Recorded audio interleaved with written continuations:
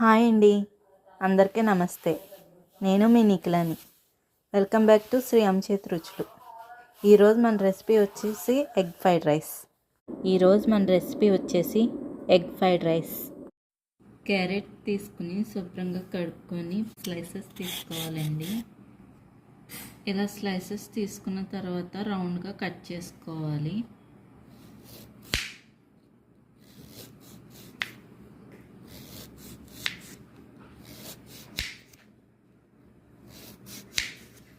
ఇలా రౌండ్గా కట్ చేసుకున్న వాటిని ఇలా సన్నగా తరుముకోవాలి.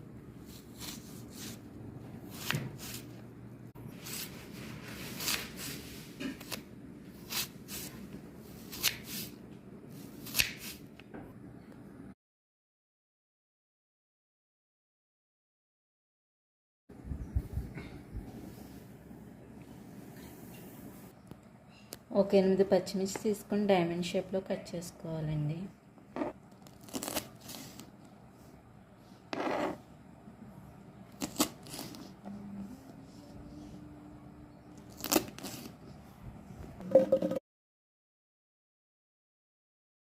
క్యాబేజీ తీసుకొని సన్నగా క్యారెట్ ముక్కల్లాగా తరుముకోవాలి.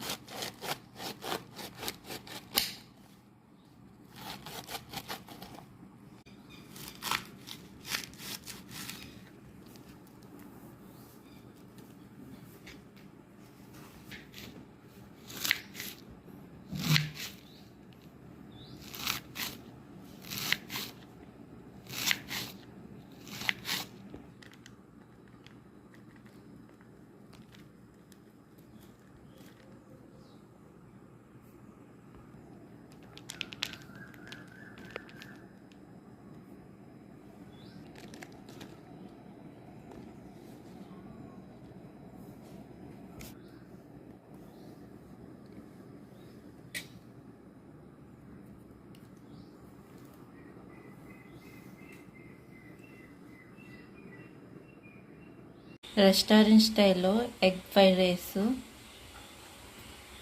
ఇంట్లోనే చాలా ఈజీగా చేసుకోవచ్చు. ముందుగా కళాయి తీసుకొని ఆయిల్ వేసుకోవాలి. Oil heat ఎక్కనివ్వాలి.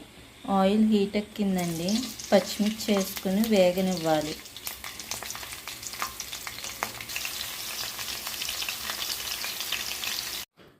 పచ్చిమిర్చి వేగిన తర్వాత ఎగ్ వేసుకొని వేయించుకోవాలి.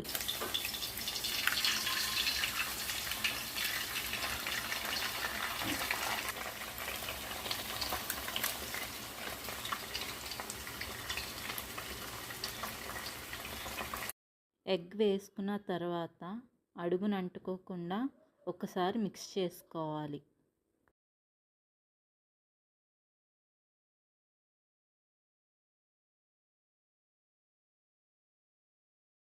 అలా వేగుతుండగా సాల్ట్ వేసుకోవాలి టేస్ట్ కోసం. వేసుకున్న తర్వాత ఒకసారి తిప్పుకోవాలి. ఇలా ఉడికిన తర్వాత క్యాబేజీ వేసుకోవాలి. వేసుకున్న తర్వాత కొంచెం ఉడకనివ్వాలి.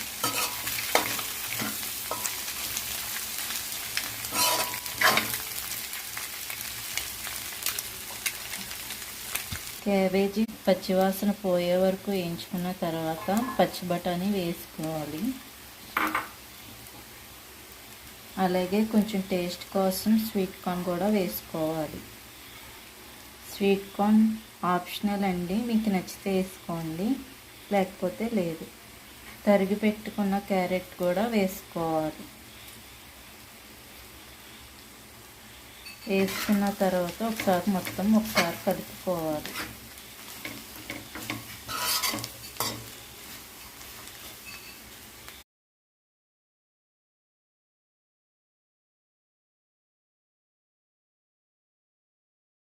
ఉడికించుకున్న రైస్ని చల్లార్చి వేసుకోవాలి. సరిపడా ఉప్పు వేసుకోవాలి. ధనియాలు జీలకర్ర పొడి కూడా వేసుకోవాలి. బ్లాక్ పెప్పర్ పొడి కూడా వేసుకోవాలి. అలాగే గరం మసాలా పొడి కూడా టేస్ట్ కోసం వేసుకోవాలి. వేసుకున్న తర్వాత ఒకసారి మొత్తం కలుపుకోవాలి.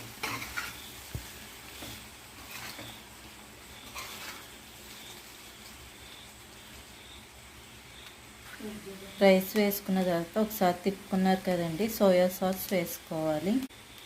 సోయా సాస్ వేసుకుని ఒకసారి తిప్పుకోవాలండి. లేని వాళ్ళు స్కిప్ చేయొచ్చు.